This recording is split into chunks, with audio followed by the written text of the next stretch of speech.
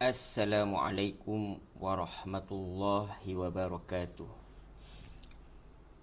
Innal hamdalillah nahmaduhu wa nasta'inuhu wa nastaghfiruh wa na'udzu billahi min shururi anfusina wa min sayyiati a'malina.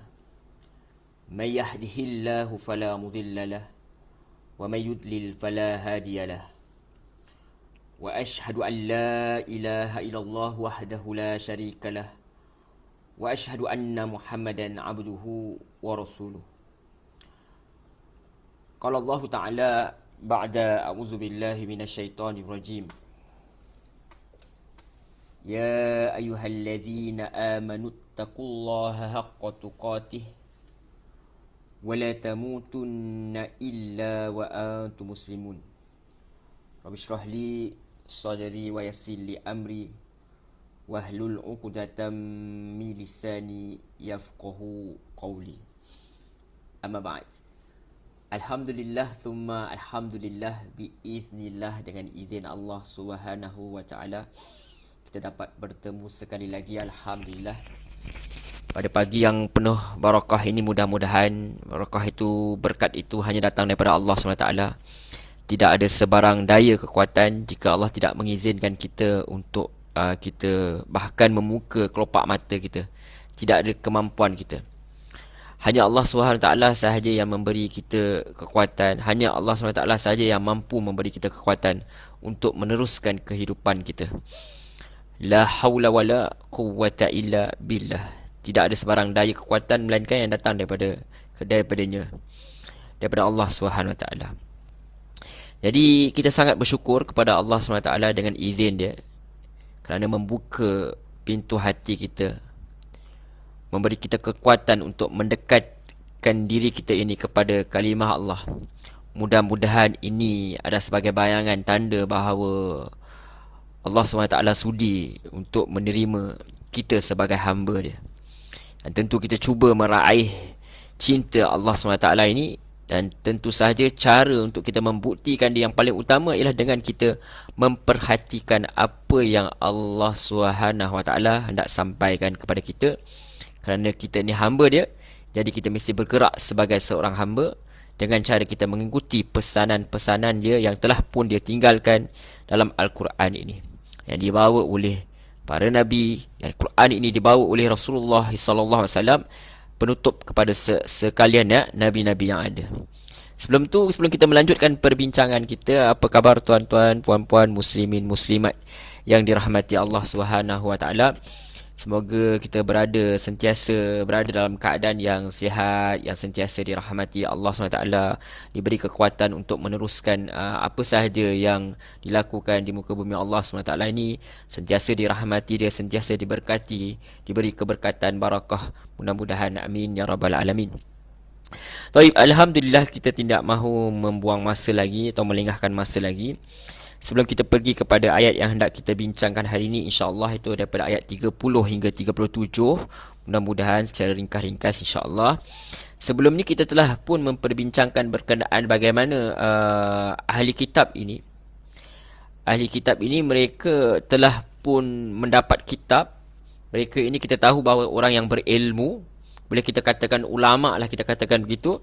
Tetapi malangnya setelah mereka mendapat ilmu, mereka tidak mahu mengikuti apa yang telah diamanahkan kepada mereka ini, kerana apa yang ada dalam kitab tersebut bertentangan dengan apa yang dia kehendaki, bertentangan dengan syahwat dia, nafsu dia.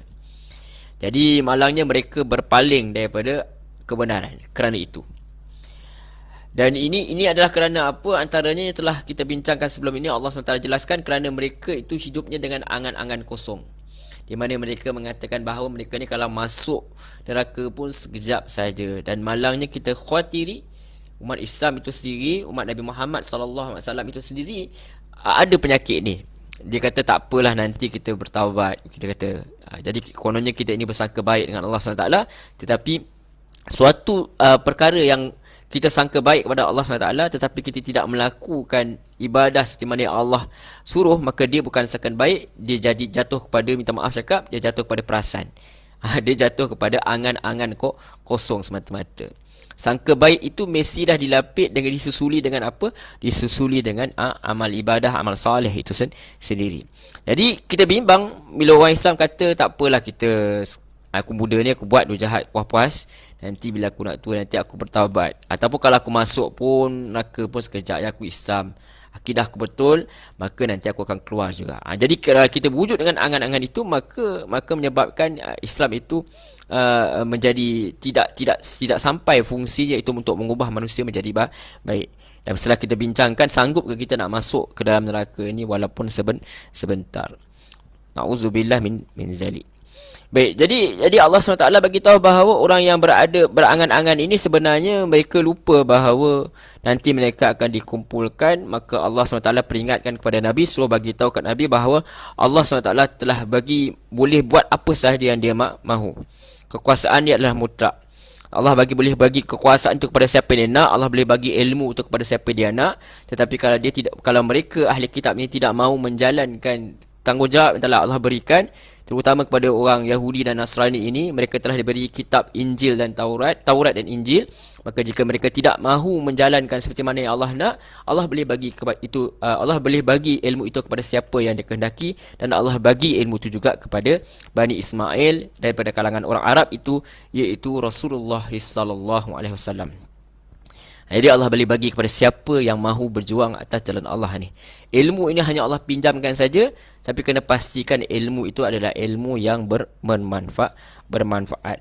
Ilmu yang boleh menjadikan kita takwa kepada Allah SWT. Ikut segala perintah Allah dan jauhilah larangan dia. Dan jalan untuk mendekati Allah SWT itu banyak sekali. Ada jalan dengan cara membanyakkan ibadah, mewujudkan rasa cinta kepada Allah SWT. Ada dengan jalan takut kepada azab-azab Allah SWT. Kita ada perasaan berharap, dan kita ada perasaan takut juga kepada Allah SWT. Dan jalan-jalan itu membawa kita kepada tunduk dan patuh kepada Allah SWT. Kemudian Allah beritahu bahawa sebelum ini telah kita bincangkan, janganlah jadikan orang kafir ni sebagai pemimpin lah, sehingga menyebabkan lari daripada apa yang Islam, apa yang Quran mahu, apa yang kitab Allah mahu. Dan juga Allah bagi tahu seperti mana kita telah bincangkan minggu lepas, iaitu apa saja yang manusia sembunyikan, sama ada kalau dia itu sembunyikan kekafiran dia, Allah tahu. Kalau dia hanya mendekati orang Islam itu sekadar untuk berpura-pura golongan munafik misalnya, Allah tahu perkara tersebut, dan Allah juga akan ambil tindakan. Maka kita perlu ikhlaskan diri kita ni dalam melakukan ibadah hanya semata-mata kepada Allah, bukan semata-mata untuk mendapat followers lah. Itu sangat penting. Sebab orang Yahudi ada di Madinah, mereka yang masuk Islam. Ada orang Arab juga di Madinah, mereka masuk Islam bukan kerana Islam itu, bukan kerana agama itu, tetapi kerana mereka hendak mendapat kedudukan. Supaya orang Islam tu pandang mereka sebagai orang yang sepatutnya mendapat faedah-faedah tertentu. Sebagai orang-orang yang kononnya telah mengikut agama. So mereka masuk Islam cuma untuk mengukuhkan kedudukan mereka di Madinah itu sahaja. Ada sebahagian daripada mereka. Jadi Allah peringatkan, kalau kalian berpura-pura, maka nanti kalian akan mendapat balasannya kelak. Okey. Setelah kita membincangkan perkara tersebut secara ringkas, insya-Allah kita masuk terus kepada ayat yang seterusnya dari surah Ali Imran ayat 30. A'udzubillahi minasyaitonirrajim. Aku berlindung kepada Allah daripada godaan syaitan yang direjam. Bismillahirrahmanirrahim. Dengan nama Allah yang Maha Pemurah lagi Maha Penyayang. Yauma tajidu kullu nafsim ma 'amilat min khairin muhdara. Jadi Allah SWT berfirman, menyatakan dalam ayat 30 ini daripada surah Ali Imran. Dalam kurungan tu ada dituliskan oleh penterjemah, ingatlah. Maksudnya nak beri perhatian lah. Pada hari setiap jiwa mendapat, yakni balasan atas kebaikan yang telah dilakukan dan dia dihadapkan kepada mereka. Jadi bila dinyatakan perkara seperti ini, orang yang beriman itu sepatutnya dia rasa gembira. Itu kita kata sangka baik dengan Allah SWT. Kadang-kadang ada amalan kita itu tidak diketahui orang ataupun tidak mendapat pengiktirafan masyarakat, bahkan kita di label pula dengan kesesatan dan sebagainya kerana berselisih dengan apa yang masyarakat amalkan, kita dituduh sebagai pemecah belah dan sebagainya, jadi tidak dapat pengiktirafan masyarakat. Jadi bila Allah SWT kata, ingatlah pada hari ketika setiap jiwa mendapat balasan atas kebaikan yang telah dilakukan. Manusia sangka kadang-kadang kalau orang tak suka tu, dia menimbulkan rasa tak sedap, rasa macam apa yang dia buat ni disia-sia saja. Jadi Allah nak bagi tahu, sebab ada sahabat pada zaman Rasulullah SAW, mereka tak sempat untuk lihat kejayaan Islam itu. Apa yang telah diusahakan oleh mereka dan Rasulullah SAW, mereka tak sempat. Tetapi Allah SWT nyatakan di sini, walaupun kalian tidak lihat kemenangan itu, tetapi sebenarnya Allah tetap telah pun mencatat apa yang kalian buat, dengan syarat kalian ikhlas melakukan kerana Allah SWT. Jadi kita jangan risau, jangan bimbang, jangan kita rasa macam apa yang aku buat ni selama ni sia-sia lah, orang tak pandang lah. Sekarang ni kita kena betulkan niat kita, adakah kita nak orang pandang atau kita nak Allah SWT yang dilihat. Sedangkan Allah itu SWT itu sentiasa memperhatikan, dan Allah SWT itu sentiasa berterima kasih, bersyukur atas apa yang kita lakukan. Allah SWT tidak akan siakan apa saja amalan kita lakukan. Sebab kita selalu ulangkan, jangan pernah remehkan kebaikan, kerana kita tak tahu kebaikan yang mana itu akan membawa kita kepada rahmat Allah SWT, dan seterusnya memperoleh rahmat, memperoleh syurga Allah SWT. Kita lihat, banyak kali kita bicara bagaimana seorang pelacur itu, minta maaf cakap, jadi seorang wanita pelacur itu, dia kesian dekat hamba Allah SWT, makhluk Allah SWT, anjing, seekor anjing yang dahaga, yang memerlukan air, sanggup dia panjat ke perigi itu. Kita boleh bayangkan pada zaman itu bagaimana dia seorang wanita terpaksa pula memanjat perigi pula untuk ambil air pula. Kita lihat ada kesusahan situ, maka Allah masukkan dia ke dalam syurga, hanya kerana ada rasa kesian dia. Tidaklah kita selidiki bagaimana kisah dia sebenarnya, itu bukan point dia. Yang kita nak pointnya bahawa Allah tetap memberi rahmat kepada seorang itu, walaupun profession dia itu adalah seorang pelacur, kerana Allah itu melihat kebaikan-kebaikan yang lain. Tentu saja kita kena jauhi maksiat itu. Tetapi ada orang yang mungkin Allah telah tetapkan ujian kehadap dia, dia tak boleh nak lari daripada apa yang telah ditetapkan oleh Allah SWT itu. Susah untuk dia pergi daripada perkara yang itu, tetapi masih Allah SWT dengan rahmat, Allah lihat apa yang dibuat dia, kerana dia ikhlas untuk membantu makhluk Allah yang lain. Kita lihat. So jangan kita remeh, jangan kita risau kalau orang tak pandang apa yang kita buat sekarang. Jangan kita risau. Yang penting Allah SWT tahu. Allah SWT itu sentiasa melihat. So, kalau kita lihat konteks zaman ini, ya, apa yang Rasulullah buat, bahkan diperangi pun, bahkan ada orang munafik pun, ada orang yang menyembunyikan kekafiran mereka, menunggu masa saja untuk menjatuhkan Rasulullah dan para sahabat ni. Datang juga dari Mekah lagi juga, nak berperang dengan Rasulullah, sentiasa berperang, nak jatuhkan Rasulullah SAW ini. Tetapi Allah kata, jangan risau, apa yang kalian buat itu tetap mendapat mendapat perhatianku. Maksudnya tak sia-sia. Kemudian dilanjutkan lagi, wa ma amilat min su' wa ma amilat min su'in tawaddu law anna bainaha wa bainahu amadan ba'ida. Kemudian Allah lanjutkan, tadi Allah cerita pasal kebaikan. Kemudian Allah cerita kepada kita supaya kita beringat, jangan lupa juga bukan ada kebaikan saja. Jangan seperti setengah orang dia sangka bahawa semua itu pada Allah itu SWT itu semua balasan yang baik saja. Allah tu baik betul, tetapi Allah juga ada sifat adil. Allah akan membalas kepada seorang tu dengan janji dia. Kalau baik dibalas baik, jahat itu dia jahat. Dan Allah tu seperti mana kita katakan sebelum ini dengan izin, Allah tu man of his word. Allah tu tidak pernah memungkiri janji. Bila dia kata dia serius. So, don't play lah orang kata-kata kan. Jangan main-main. Sebab Allah kata, wa ma amilat min su'in tawaddu law anna bainaha wa bainahu amadan ba'ida.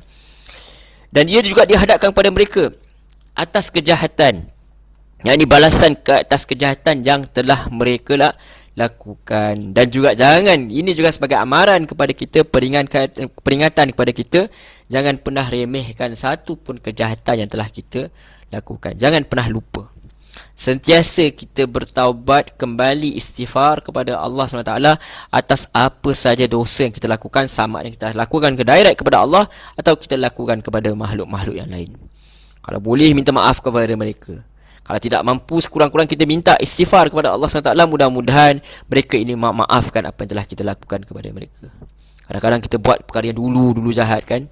Sekarang baru-baru nak dekat dengan Allah, baru-baru nak dekat dengan Quran, baru nak dekat dengan sunnah Rasulullah SAW. Yang orang yang kita zalimi tu tak tahu apa jadi. Kat mana dia pun tak tahu. Kita taubat, jangan ulangi lagi. Mudah-mudahan Allah sudi untuk membuat orang yang sebelum ini maafkan kita dan sebagainya. Susuli kejahatan kamu dengan kebaikan. Itu yang Nabi ajar pada kita. Jadi kita jangan lupa bahawa nanti kita akan jumpa kembali dengan amal kita ni. Sama ada bagaimana Allah Alam, dia datang dalam bentuk fizikal ke, atau kita lihat daripada segi sudut, dari dipaparkan di skrin ke, hanya Allah SWT saja yang tahu. Tetapi kita akan diperkatakan, diperingatkan kita tentang amalan, segala amalan kita, kerana Allah SWT itu tidak pernah lupa, kerana Allah hendak balas. Ditunjukkan kepada kita, dipaparkan kepada kita kerana Allah nak balas. Jadi kalau kebaikan, segala penat lelah yang kita jalankan, amal yang baik di dunia itu akan dibalas dengan berganda-ganda lagi. Tetapi jangan api awas, apa sahaja yang sekecil-sekecil perkara pun yang kita buat, Allah SWT akan ingatkan kepada kita. Misal kita jeling orang. Misal kalau lelaki lah, dia jeling wanita yang bukan mahram dia, itu pun akan dicatat. Itu akan dicatat. Kalau kita dan kita harap apa saja yang kita buat, kalau tersilap kita kena istighfar. Apatah lagi yang melampaui daripada tersebut, meneruskan dengan melakukan penzinaan. Nauzubillah, tentu saja akan diambil tindakan jika manusia itu tidak bertaubat kepada Allah Subhanahu wa taala. Sebab Allah kata tawaddu law anna bainaha wa bainahu amadan ba'ida. Dia nak sekali, dia kepingin, dia nak teringin dia kalau ada jarak yang jauh di antaranya dengan amal yang jahat tu. Jadi semua orang ketika itu nanti di akhirat kelak, khususnya kalau kita lihat apa konteks kalau dalam surah ini, sebelum ni berkenaan dengan ahli kitab, di mana mereka telah diberi amalan, mereka telah diberi amanah, iaitu kitab, supaya mereka sebarkan dan amalkan, dan supaya mereka sebarkan kepada masyarakat. Malangnya mereka sendiri menukar ayat-ayat Allah SWT ni dengan apa yang dia suka. Jadi ingat, Allah SWT akan ambil tindakan. Dan ketika itu mereka akan merasakan bahawa kalaulah boleh perkara ini tidak diketahui oleh Allah SWT. Kalaulah boleh antara dia itu jauh sekali jarak dia dengan amal yang jahat tu. Maksudnya susah supaya tak jumpa dengan amal jahat tu. Dia berharap kalau boleh Allah jauhkan dia daripada dipaparkan dengan, didatangkan dengan amal jahat tu. Kerana dia telah melupa, dia ingat amal jahat itu tidak akan diambil tindakan. Itu sebenarnya yang berlaku. Sebab tu kita kata hari akhirat ni antara dia adalah hari kepada penyesalan itu sendiri, di mana manusia menyesal atas apa tindakan yang dia lakukan di dunia. Maka rahmat Allah Subhanahu wa taala, Allah ingatkan kita tentang ini sebelum kita melaluinya. Dia jadi orang yang mendapat rahmat Allah SWT, orang yang mencari rahmat Allah SWT, dia ambil serius tentang apa yang Allah SWT nyatakan dalam Al-Quran. So dia kata, okey, aku dah banyak dosa, tapi it's time untuk stop it. Tidak mahu meneruskan, kita kembali kepada Allah SWT sebelum kita dipaksa untuk benar-benar kembali kepada Allah SWT kelak di akhirat. Kita dimatikan, kita Kita diambil nyawa kita, kemudian kita masuk ke alam barzah, kemudian akhirnya kita kembali kepada Allah di alam akhirat, bertemu dengan Allah SWT. Jangan sampai kepada masa itu baru hendak kita bertaubat, baru kita hendak menyesal. Kalaulah amalan ini kita dijauhkan daripada amal-amal jahat ni. Kalaulah perkara ini tidak diungkit oleh Allah SWT. Betul Allah kata, wa yuhadzirukumullahu nafsah, dan memberi peringatan kepada kamu Allah akan dirinya, dan Allah memperingatkan kamu akan diri dia, kan zat dia, atas apa sahaja yang Allah nyatakan sama ada yang baik atau yang buruk, supaya kita ini ingat bahawa zat ini, Allah ini boleh mengambil tindakan terhadap kita anytime. Dia boleh buat apa saja yang dia nak. So kita harap Allah SWT bagi rahmat dia kat kita. Semua orang yang masuk syurga bukan sebab amalan dia, tetapi dia masuk syurga kerana rahmat Allah SWT. Tetapi amalan itu membawa kepada cinta Allah SWT kepada kita. InsyaAllah, mudah-mudahan dengan perkara tersebut akan kita bincang sikit lagi dalam ayat yang berikutnya. Kemudian Allah SWT kata, wallahu ra'ufum bil ibad, dan Allah tu maha penyayang tentang hamba-hambanya. Allah SWT menceritakan bahawa Allah SWT tidak, daripada ayat ini kita boleh buat kesimpulan bahawa Allah tidak Allah SWT itu tidak mempersisiakan segala amalan baik yang kita buat. Dari situ jelas itu rahmat Allah SWT.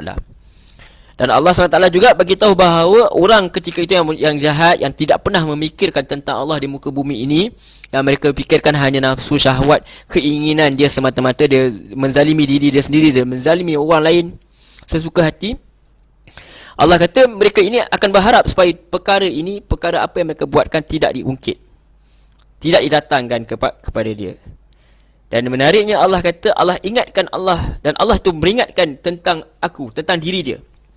Sama ada rahmat dia ataupun azab dia, semua tu Allah peringatkan kepada kita.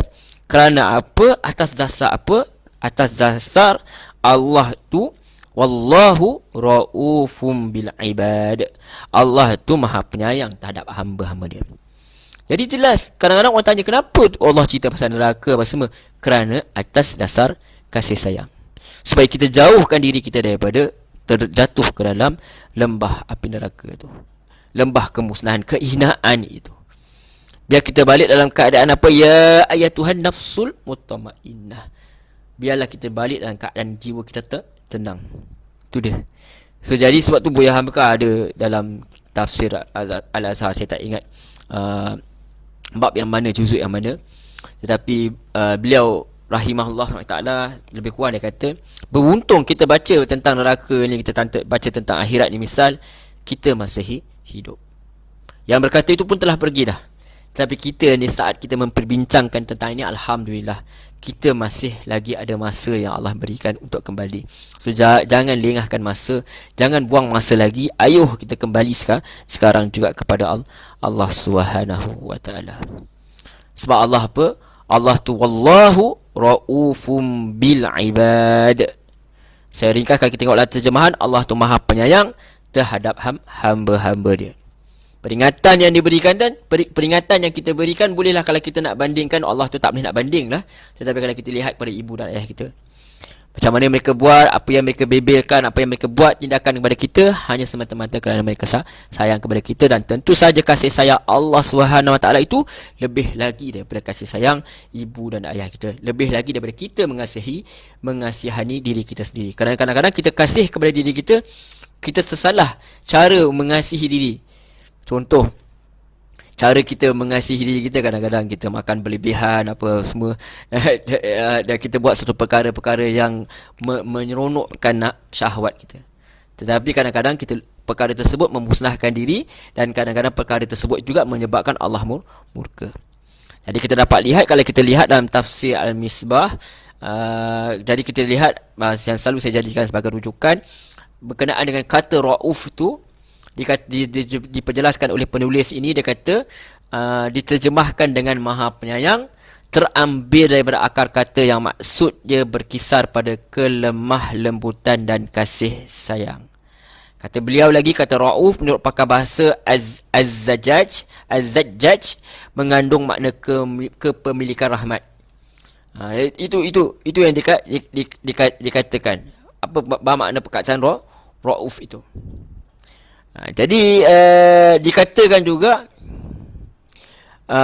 diambil juga pandangan Ar-Harali yang berpendapat bahawa sifat yang disandang oleh yang dinamai Rauf adalah kasih sayang yang dicurahkan kepada yang memiliki hubungan baik dengan pencurah yang memiliki sifat itu. Wallahu a'lam. Dan dikatakan juga kata Rauf ini dianugerahkan, dinyatakan perkataan ini. Selanjutnya kata Ra'fah tidak digunakan kecuali untuk anugerah yang menyenangkan penerimanya sejak awal hingga akhir.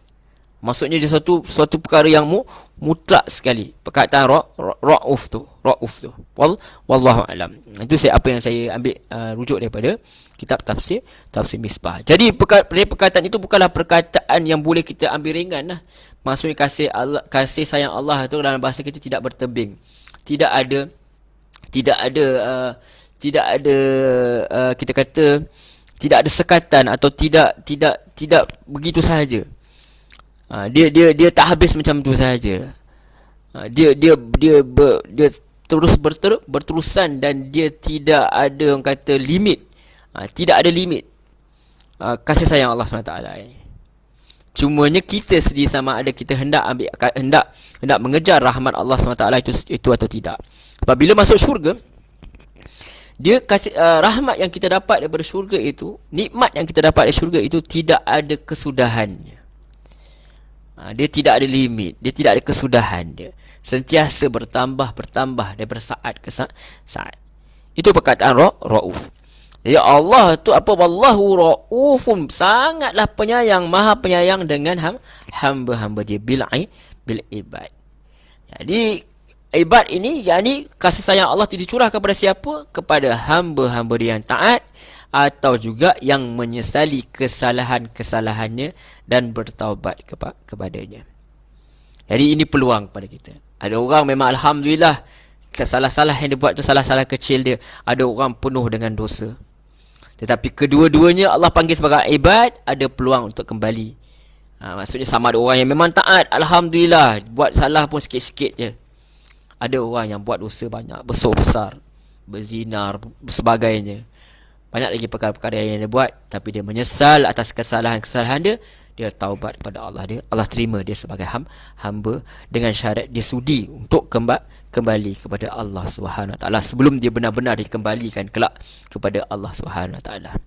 Dia kembali di dunia lah lagi. Wallahu ra'ufum bil ibad. Baik, seterusnya. Setelah Allah ceritakan tentang Allah itu sangat kasih kepada hamba-hamba dia, Allah kata, Kul in kuntum tuhibbunallaha fattabi'uni yuhibbukumullahu wa yaghfir lakum dhunubakum.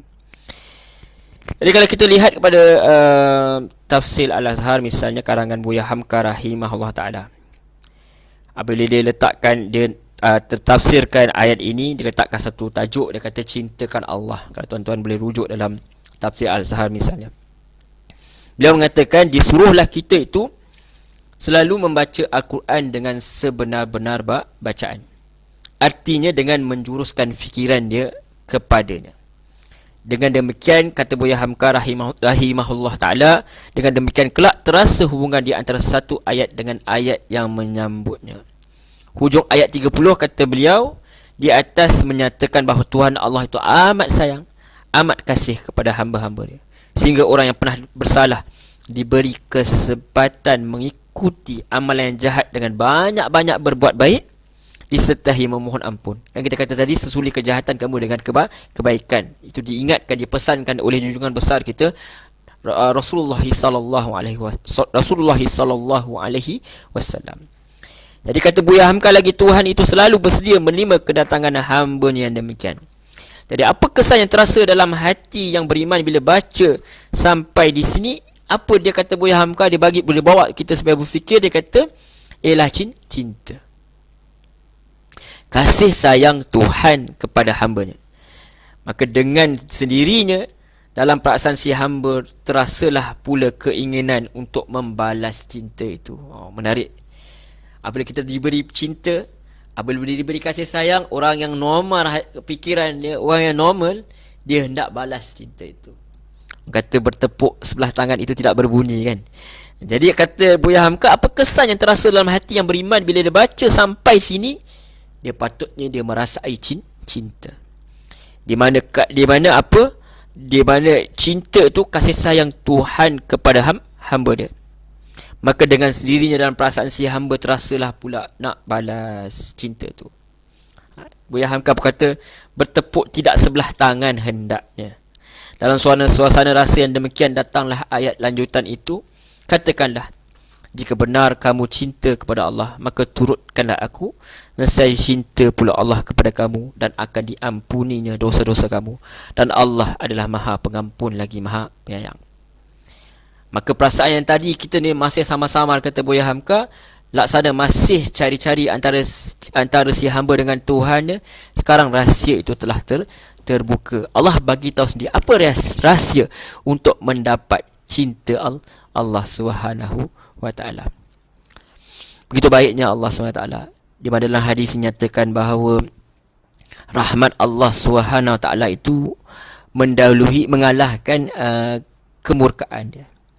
Sebab tu penulis tafsir Al-Misbah pun kata, ayat yang sebelum ni menegaskan bahawa rahmat dan kasih sayang Allah dia curahkan kepada hamba-hamba dia yang jalin hubungan baik dengannya, sebagaimana yang difahami dari perkataan kata Ra'uf dalam penutup ayat yang lalu.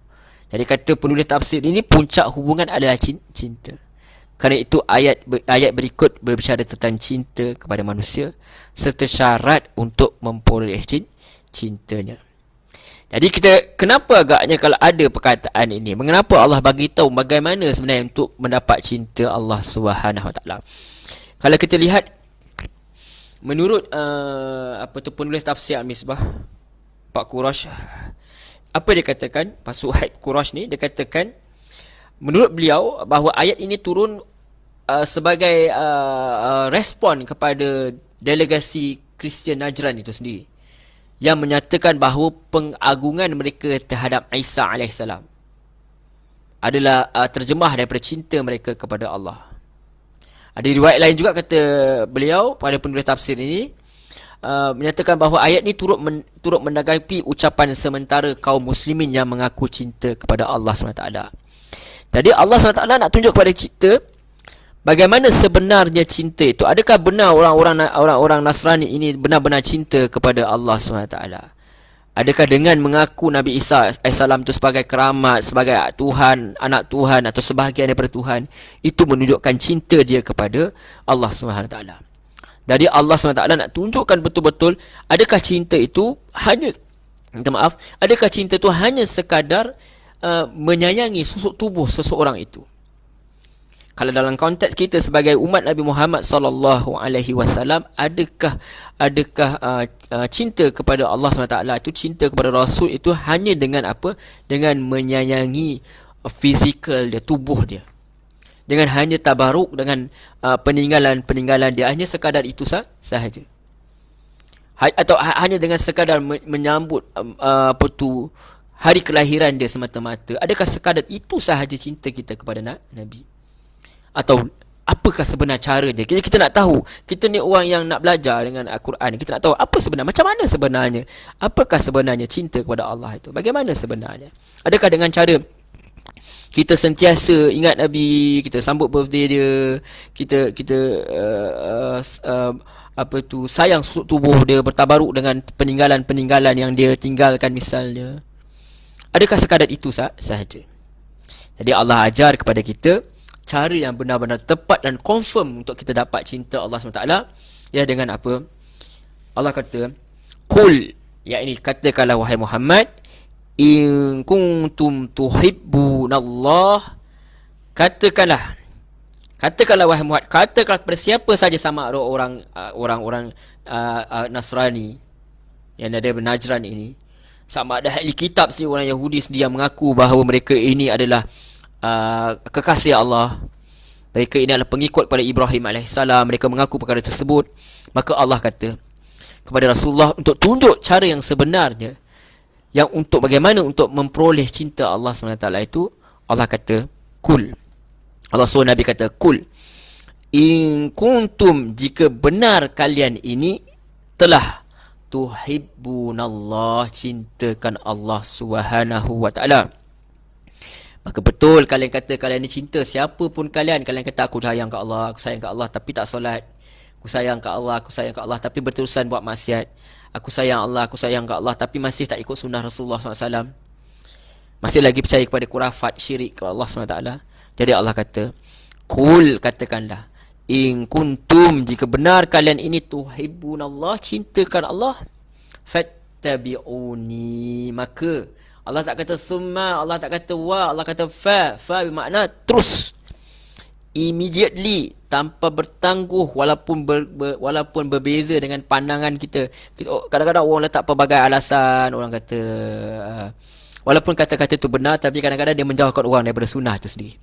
Kadang-kadang dia kata, orang kadang-kadang kata tahu hadis saja tak cukup, orang kata macam tu. Kena juga faham realiti sebenar dia. Betul, perkara itu betul. Tetapi untuk kita mengetahui realiti sebenar hadis tu, kita kena tahu hadis dulu. Masalah dengan orang kita ialah setengah dia, kerana kata-kata ini menyebabkan orang memang tak tengok pun dekat Quran pun, tak tengok pun kepada sunnah pun, terus pergi kepada pandangan sendiri, terus pergi kepada pandangan-pandangan yang lain yang mungkin ada silap dia. Jadi perlu kita sebenarnya, kalau untuk kita memahami realiti Quran itu, bagaimana untuk bawa kehidupan, bagaimana untuk membawa sunnah itu kehidupan, tentu saja perkara pertama yang kita kena buat, kena pelajari dulu. Orang putih kata kan, you need to know the game first. Kita kena tahu permainan itu dulu, barulah kita boleh nak, orang kata, nak sesuaikan dengan kehidupan kita, mana yang kita nak, bila kita kena buat yang ini, bila kita kena tangguh dulu. Tetapi perkara pertama perlu pelajari dulu. Bukan jauhkan orang daripada Quran, bukan jauhkan orang daripada sunnah, tapi dekatkan mereka dengan Quran, dekat dengan sunnah. Kerana Allah ajak, kul in kuntum tuhibbunallah, kalau benar kalian ni cinta pada Allah, fattabi'uni, maka ikut aku. Apa kamu akan dapat? Aku ni siapa? Aku ini adalah Rasulullah sallallahu alaihi wasallam. Allah SWT Nabi kata sallallahu alaihi wasallam. Jadi kita lihat, tak ada peluang lah kalau orang ahli kitab ni, kalau mereka terus menerus dengan sifat kesombongan mereka terus dengki kepada manusia yang bernama Muhammad sallallahu alaihi wasallam ini, mereka terus dengki, mereka tak nak ikut, maka tak ada peluang lah untuk mereka mendapat cinta Allah SWT. Kerana Nabi itu tidaklah melantik diri dia sendiri sebagai Nabi akhir zaman, bahkan apa sebenarnya, dia itu dilantik oleh Allah SWT. Allah yang telah memilih dia untuk menjadi Nabi akhir zaman. Kita kena terima, jangan jadi macam Iblis. Iblis tak terima Nabi Adam sebagai khalifah, maka Allah cop dia sebagai pendahaka. Orang jatuh kepada kafir, kufur kepada Allah SWT. Sebab tu dilihat sesuatu itu bukan kepada orang yang membawa, dilihat kepada sesuatu itu, kebenaran itu atas apa yang dia bawa. Walaupun kita tak suka kat orang tu, kata-kata kalaulah boleh orang lain yang cakap, tapi Allah dah takdirkan kebenaran itu datang daripada dia, maka tetap kena ikut. Yang kita lebih cintai bukanlah susuk tubuh tu, yang lebih kita cintai adalah kebenaran yang dia bawa. Cumanya sebab dia bawa yang baik, maka Allah bagi keberkatan kepada diri dia, Allah bagi keberkatan kepada ilmu dia, orang pun terima. Rasulullah SAW, bahkan dia pun pernah dinobatkan oleh orang pada zaman ini, bukan orang bukan Islam pun, dalam buku pun, sebagai orang yang paling berpengaruh dalam dunia ini, yang pernah wujud. Wallahu a'lam. Allahumma salli ala Muhammad. Jadi qul in kuntum tuhibbunallah, kalaulah betul kalian ni cinta ke Allah, fattabi'uni, bukti dia kau kena ikut Rasulullah. Sebab tu siapa ahli kitab kalau ikut, dia akan dapat dua pahala pun, pahala ikut ajaran terdahulu dan pahala mengikut Nabi, tak rugi pun. Sebab tu tak timbul soal apa tu, tak adil Allah SWT jadikan manusia ni ada yang Yahudi dan sebagainya. Tak, Allah bagi mereka ni siapa sahaja lahir dalam Islam pun belum tentu masuk syurga lagi. Jadi tak ada istilahnya tak adil Allah sebab Allah bagi orang jadi kafir. Tak, Allah bagi peluang itu sama saja. Orang Islam pun belum tentu masuk syurga, melainkan dia sendiri nak menggerakkan hati dia kepada Allah SWT. Maka dia ada peluang. Setiap orang diberi peluang yang sama, dia ada akses yang sama berdasarkan kemampuan yang dia ada. Maka Allah bagi akal otak yang sama, maka dia boleh berfikir tentang Allah SWT. Jika dia mahu, yang cuma dia perlu buat ialah dia perlu bersihkan hati dia, benar-benar hendak mencari kebenaran. Itu dia. Fattabi'uni, apa akan dapat daripada mengikut Nabi Muhammad dengan segera ini, dengan tidak bertangguh-tangguh ini? Yuhibbukumullah, nescaya Allah akan cinta kepada kamu. Bila Allah cinta kepada kita, apa berlaku? Wa yaghfir lakum, dan dia akan mengampuni dosa-dosa kalian. Dia akan mengampuni. Bila kata perkataan setelah kita bincang ghafara sebelum ini, bukan sekadar maafkan, dan Allah akan tutup aib-aib daripada kejahatan tu. Allah tak ambil tindakan ke akhirat. Allah tak sebarkan secara meluas di akhirat kelak. Suatu ada riwayat lebih kurang maksud dia, kelak bagi orang yang memang dia ini sentiasa sedar atas dosa-dosa dia, Allah sendiri akan berdua saja dengan dia, dengan cara yang layak bagi Allah SWT. Allah tanya, kita jawab, ya aku buat perkara ni. Allah kata lebih kurang, Allah tutup aib di dunia, maka Allah tutup aib di akhirat. Itu dia. Jadi Allah tutup perkara. Ghafaran Allah tutup daripada pengetahuan orang lain, supaya kita tidak dapat merasa malu di dunia ni, dan kita tidak malu kelak di akhirat. Itu dia. Dan Allah tutup juga daripada kita, untuk hati kita, daripada untuk kembali kepada cinta kepada maksiat yang telah kita lakukan. Wallahu a'lam.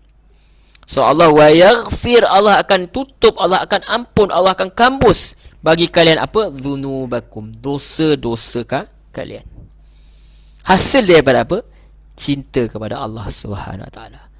Dan cinta itu bukan cinta kosong, bukan cinta monyet, bukan cinta yang tidak mendapat balasan, bukan cinta yang sia-sia, tetapi cinta itu adalah cinta yang membawa manfaat, yang membawa natijah kepada balasan cinta daripada Allah Sang Pencipta itu sendiri. Maka apa lagi yang kita nak? Kalau kita dapat cinta Allah, bermakna kita dapat cinta secara keseluruhan. Kita tidak memerlukan kepada yang lain lagi. Sebab tu orang boleh berjuang atas jalan Allah SWT. Para sahabat dia boleh bermatian-matian untuk agama Allah SWT, kerana dia benar-benar faham, kerana cinta Allah SWT itulah melebihi segala-galanya. Allah ampunkan, dan Allah apa? Allah cinta dia, dan Allah akan ampunkan segala dosa-dosa dia. Apa natijah bila dapat kasih sayang Allah SWT ni? Kita boleh lihat dalam hadis Nabi sallallahu alaihi wasallam. Kalau kita lihat pun perkara ini ada kaitan juga dengan nanti bila kata ikutlah aku ni. Sebab bila kata ikutlah aku ni, Allah SWT nyatakan bahawa mereka ini adalah orang yang patut diikut ni adalah Rasulullah SAW. Dan tentulah dia termasuk orang-orang yang Allah sayang.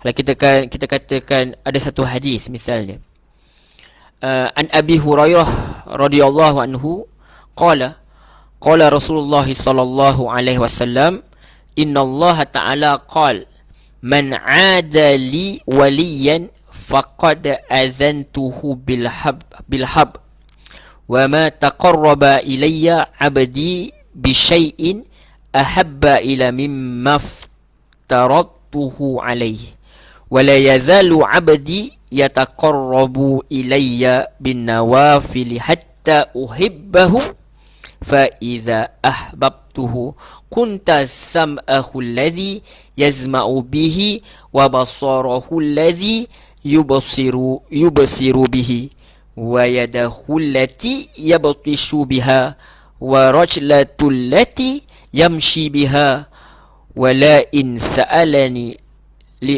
uqtiyannahu wala in ista'adzani li u'izzanahu. Rawahul Bukhari. Jadi hadis ini beberapa maksud daripada Abu Hurairah radhiyallahu anhu berkata, Rasulullah sallallahu alaihi wasallam bersabda, sesungguhnya Allah Taala berfirman, siapa yang musuh kepada wali aku, maka telah aku umumkan perang terhadapnya. Termasuk wali-wali Allah ini termasuk para nabi dan para rasul itu sendiri. Sebab tu dinyatakan siapa mereka ini, orang-orang ahli kitab ini yang mengaku cinta kepada Allah, mengaku Allah ni cinta kepada mereka. Cinta mereka ini hanya sia-sia kerana mereka memusuhi orang yang membawa kebenaran itu sendiri. Bahkan mereka diriwayatkan orang-orang Yahudi ni mereka bunuh. Ada di antara mereka yang bunuh para Nabi dan Rasul ni. Dan mereka nak bunuh pun Rasulullah SAW. Ada di antara mereka yang bunuh pun Rasulullah SAW. Jadi Allah kata, Allah musuh. Siapa yang musuh pada wali aku, maka dia telah aku memperang terhadapnya. Di sini Allah nyatakan antara wali Allah itu, orang yang termasuk dalam Allah yang sayang itu siapa? Para Nabi dan para Rasul, dan tentu sahaja Rasulullah SAW. Bahkan mereka memusuhi siapa? Mereka memusuhi Jibril. Mereka tak suka kepada orang yang bawa wahyu ni, malaikat yang bawa wahyu ni. Mereka tak suka sebab wahyu ni diberikan kepada Nabi akhir zaman ni, bangsa Arab. Mereka tak suka. Sebenarnya mereka tak suka kerana apa? Kerana bertentangan dengan syahwat mereka, membuka pekung-pekung mereka yang jahat ni. Selama ni mereka nak dipandang mulia oleh masyarakat, akhirnya dibuka oleh Allah SWT. Dan antara yang penyebab ialah malaikat Jibril ni. So mereka musuh dengan Jibril ni, jadi alaihissalam. Jadi Allah kata, siapa yang musuh wali aku, maka telah aku memperang terhadapnya.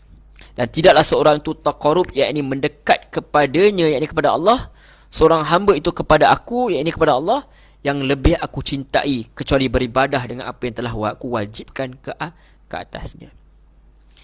Jadi tak ada taqarrubnya seorang hamba kepada aku yang lebih aku cintai, kecuali beribadah dengan apa yang telah aku wajibkan atasnya. Dan cara yang Allah paling suka ialah Allah akan balas cinta seorang itu ialah dengan apa? Dengan mereka itu mendekati Allah SWT dengan apa yang telah Allah perintahkan: solat, puasa, zakat, haji jika mampu, berbuat baik kepada manusia. Semua itu perkara-perkara yang Allah telah telah Allah wajibkan. Yang wajibkan terutama dalam buku Islam itulah yang Allah telah wajibkan. Maka kata Allah, itulah perkara tidak ada taqarrubnya seorang hamba kepada aku yang lebih aku cintai. Allah sangat suka perkara tersebut atas apa yang tak ada apa lagi yang Allah suka melainkan orang itu beribadah dengan apa yang diwajibkan. Kemudian apa dia buat lagi? Dan hamba-Ku yang selalu mendekatkan diriku kepadaku dengan nawafil. Ini hadis kursi lah, Nabi ceritakan tentang Allah SWT dengan perkataan dia sendiri. Dan hamba-Ku yang selalu mendekatkan diri kepadaku dengan nawafil, yakni perkara-perkara sunnah yang di luar yang fardu. Maka apa akan dia dapat? Aku akan cinta dia. Maka aku akan cinta dia. Allah jawab, apa yang kita buat ni tak sia-sia, tuan-tuan. Walaupun orang tak tahu, tapi Allah akan balas dengan rasa cinta. Dan jika aku telah mencintai dia, ni faedah lagi Allah nak bagi tahu, Nabi nak bagi tahu kita. Kita kata cinta, apa dapat? Dan kita tak tahu kat cinta tu menatijahkan apa? Manusia kan dia nak sentiasa nak tahu. So Nabi tahu perkara tersebut, Allah bagi tahu kepada Nabi, dan jika aku telah mencintai dia, maka aku adalah pendengarannya yang dia gunakan untuk mendengar, penglihatannya yang dia gunakan untuk melihat, tangannya yang digunakannya untuk memukul, dan kakinya yang digunakan untuk berjalan. Yang dia pukul ni buat apa saja yang dia buatkanlah atas perkara-perkara itu kan. Dan yang lagi best adalah bahasa kita, jika dia minta kepadaku, nescaya akan aku berikan. Dan dia itu, dan aku berikan, dan jika dia minta perlindungan daripada aku, nescaya akan aku lindungi. Rawahu Bukhari. Kadang-kadang mungkin orang tertanya, kadang orang suka timbulkan persoalan, tapi ada saja orang yang ikut jalan Allah tapi mati tu korban pun. Sebenarnya tentu saja Allah boleh lindungi tubuh badan ramai je orang yang selamat juga. Yang ada macam Nabi Isa diselamatkan daripada dibunuh. Rasulullah SAW pun tak directly dibunuh dalam perang, tak ada. Kalau ada pun setelah diracun itu pun bisa itu perlahan-lahan memakan Nabi SAW, maksudnya efek kepada Rasulullah, tapi bukan directly. Wahyu sempat habis apa semua. Jadi apa sebenarnya yang lebih penting untuk dilindungi itu sendiri, seperti mana Allah lindungi apa? Allah lindungi pemuda Al-Kahf itu. Bukan saja Allah lindungi diri mereka, tapi apa yang mereka minta supaya Allah lindungi apa? Allah lindungi tauhid dia, akidah dia. Itu yang paling lebih penting sebenarnya. Itu perlindungan untuk kekal apa? Hanifan musliman. Untuk kekal musliman itu dia mesti hanifan, sentiasa berada jalan lurus. Walau apa pun yang mendatang, apa saja di sekeliling dia yang memberi anasir-anasir buruk kepada dia tetap kekal sebagai orang yang hanifan musliman. Wa ma ana minal musyrikin. Dan tidaklah aku ini tergolong dalam golongan orang yang mensyirikkan Allah SWT. Itu yang kita harapkan. Di sini Allah nak bagi tahu bahawa besarnya kedudukan wali Allah. Kerana diri ini diarahkan dan dibela oleh Allah Ta'ala. Wali Allah ni apa? Wali Allah ni orang yang sentiasa ikut perintah Allah SWT. Itu antara dia. Jadi perbuatan-perbuatan fardu ini merupakan perbuatan yang dicintai oleh Allah. Itu antara faedah dia. Jadi siapa yang buat amal sunnah dan menghindarkan maksiat, maka dia juga meraih kecintaan Allah. Dan jika Allah cinta seseorang, maka dia akan kabul doa dia. Allah jadi mata, Allah jadi apa tangan kita, apa tu maksudnya? Allah menyertai apa sahaja yang kita buat, perbuatan kita ada barakah dia, perbuatan kita itu ada kebaikan dia.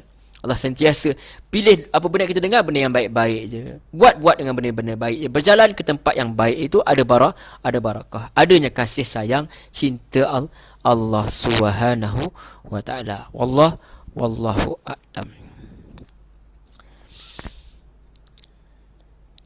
Sebab tu Allah kata ayat tadi, wallahu ghafurur rahim.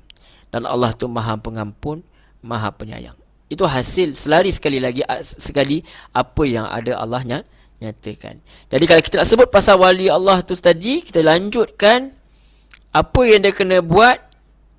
Kalau dia nak cinta, dia kena ikut Rasulullah SAW. Bukan sekadar ikut sahaja. Allah kata kena apa lagi lanjut dia? Qul ati'ullah war rasul. Katakanlah Muhammad, taatlah kamu kepada Allah dan Rasul. Jadi dalam hadis tadi Allah kata, Allah start hadis tadi dengan apa? Dengan siapa yang musuh dengan wali Allah ni, Allah akan perangi dia. Jadi apa yang Allah ajar dalam Quran ini selari Allah kata, kalau apa yang kamu kena buat, kamu kena taat kepada Allah dan juga Rasul. Bermaksud apa? Ketaatan kita kepada Rasul, cinta kita kepada Rasul tadi adalah kerana apa? Kerana cinta kita kepada Allah SWT. Dan apa yang dibawa oleh para Rasul itu, terutamanya pastinya Rasulullah SAW itu, tentu sahaja bukan datang daripada nafsu dia, bukan datang daripada syahwat dia, tetapi datang daripada perintah Allah SWT. Sebab tu ulama para muhadis dia kata, hadis itu sendiri juga adalah wahyu Allah Subhanahu wa taala. Sebab apa? Sebab Nabi itu tidak bercakap atas dasar nafsu dia. Jadi apa yang kita nak cari ialah, kalau kita manusia ni selalu melihat kepada benda yang pelik-pelik kan. Kita suka ikut benda yang pelik-pelik, sedangkan Al-Quran Sunnah itu kita tak rasa ajaib. Ada di antara kita. Jadi Allah SWT nak ajak kepada kita, bukan Allah SWT, kalau kita pasal mukjizat Nabi Musa semua, tongkat semua tak ada, tak tahu ke mana dah. Tapi mukjizat yang kekal itu adalah Al-Quran itu sendiri. Dan kita ikut Al-Quran ni, siapa yang bawa? Rasulullah SAW. Tetapi bukan Rasulullah tulis sendiri, dia datang daripada Allah. Jadi Allah katakanlah wahai Muhammad, Qul ati'ullah, taat pada Allah, wa Rasul, taat pada Rasul. Ketaatan kepada Rasul itu sendiri adalah ketaatan kepada Allah SWT. Kerana Nabi itu tidak mereka ajaran-ajaran dia sendiri, tetapi apa yang Nabi bawa, Rasulullah SAW bawa ni adalah apa yang datangnya daripada Allah SWT. Jadi wahai ahli kitab, dari mana pun kalian datang, dari Najran ke dari mana pun, pada zaman mana pun, kembalilah kepada Allah SWT. Terimalah Muhammad SAW, kerana dengan kalian taat Rasulullah SAW, sebenarnya kalian telah taat kepada Allah. Kerana mentaati Rasulullah itu adalah perintah Allah SWT itu sendiri. Kemudian Allah kata, fa'in tawallau, maka jika kamu berpaling daripada wali Allah ini, Nabi Muhammad SAW itu sendiri, fa innallaha la yuhibbul kafirin, maka sesungguhnya Allah itu tidak suka kepada orang-orang kafir. Allah tidak suka kepada orang yang telah mengkambuskan kebenaran. Kafarah itu kambus. Dia dapat kebenaran, dia tutup. Macam orang tanam biji benih tu, dia letak biji benih tu dalam tanah, kemudian dia kambus. Itulah orang yang telah mendapat kebenaran, tapi dia tutup kerana atas dasar apa? Allah cerita sebelum ni, kita telah bincangkan, atas dasar dan rasa dengki. Fa in tawallau, siapa berpaling, fa innallaha la yuhibbul kafirin, maka Allah tak suka kepada orang kafir. Mudah-mudahan Allah SWT memudahkan kita untuk mengikut kebenaran. Macam saya sendiri, kita lahir dari bukan bangsa Arab. Kita bangsa lain, ada yang bangsa Melayu, ada bangsa Cina, ada bangsa India, ada yang orang putih. Jadi tapi ada sahaja orang yang memeluk agama Islam, kembali kepada Islam, kerana mereka sedar bukan soal warna kulit itu, tapi soal apa? Soal Allah SWT yang suruh kita ikut hamba Allah itu. Kerana dengan mencintai Allah, maka kalau kita betul-betul cinta kepada Allah, kita kena ikut dia, dan kita kena taat pada Allah SWT, dan kita kena taat kepada Nabi. Taat kepada Allah, taat kepada Rasul. Taat kepada Allah dan Rasul. Kerana ketaatan kepada Rasul itu sendiri juga adalah ketaatan kepada Allah. Seperti mana kita katakan tadi, tidaklah para Rasul ini terutama dan juga Rasulullah SAW ini, tidaklah para Rasul dan juga Nabi Muhammad SAW ini membawa apa yang datang dari diri dia, melainkan mereka bawa hanya perintah Allah SWT. Jadi kata penulis tafsir Misbah misalnya, jika demikian ukuran cinta adalah ketaatan kepada Allah, ketaatan itu tidak boleh ditunda dan juga tidak juga dipikirkan apakah perintah itu dipenuhi atau tidak. Jadi iblis yang diperintah Allah untuk sujud kepada Adam dikecam bukan kerana dia tidak sujud, tetapi kerana dia tidak sujud pada saat dia diperintahkan Allah SWT. Wallahu a'lam.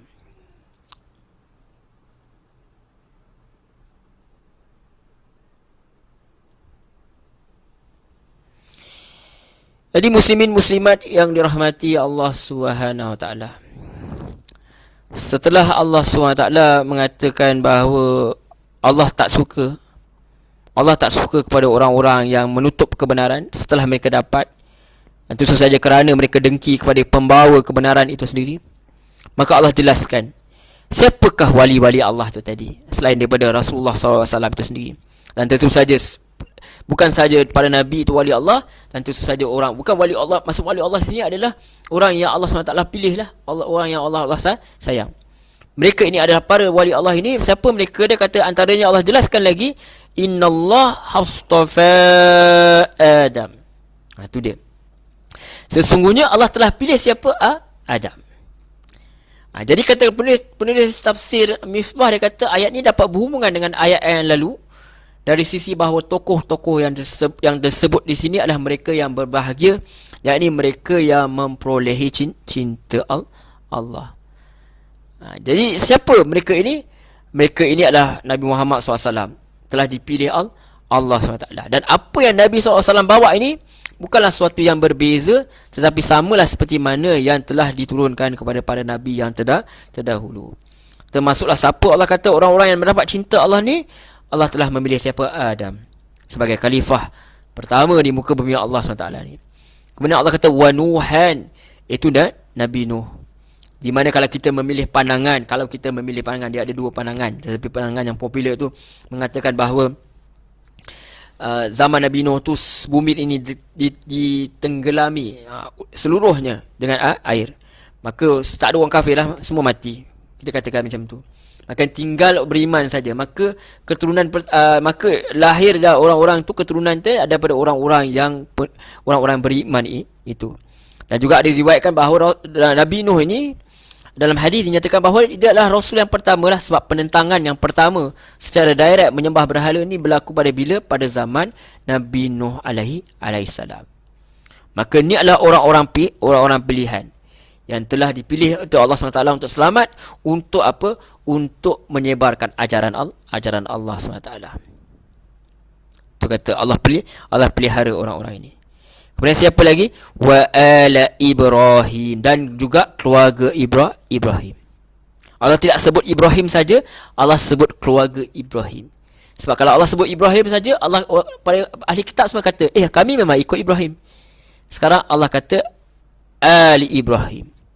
Dan Ali Ibrahim itu, keluarga Ibrahim itu ada dua. Yang paling utama yang dinyatakan kepada kita, itu Bani Israel dan Bani Ismail. Jadi ayat ini sebenarnya membuka mata kepada orang ahli kitab, misalnya Yahudi dan Nasrani. Mereka kena sedar bahawa Allah SWT itu kata ala Ibrahim itu ada dua jalur yang besar, iaitu apa? Bani Israel dan juga Bani Ismail. Dan Bani Ismail tentu saja orang yang kalian tak suka ni, iaitu Muhammad sallallahu alaihi wasallam. Kemudian Allah kata lagi wa ali Imran, dan juga keluarga Imran. Keluarga Imran tu siapa? Imran tu itu adalah datuk kepada Nabi Isa AS. Nanti akan diceritakan berkenaan nenek Nabi Isa AS itu ibu kepada Maryam. Jadi Allah iktiraf juga orang Nasrani sayang ni. Tapi bukan itu saja, Allah iktiraf juga Bani Israel, dan juga Allah iktiraf juga Bani Ismail. Orang Yahudi dia tak terima Nabi Isa, dia tak terima Nabi Muhammad. Orang Nasrani tak terima Nabi Muhammad. Tapi orang Islam pengikut Nabi Muhammad SAW, kita terima semua Nabi daripada Nabi Adam sampailah Nabi akhir zaman, itu Rasulullah SAW. Itulah bukti keimanan. Kita tak pilih walaupun berbeza bangsa. Minta maaf tuan-tuan. Bismillah.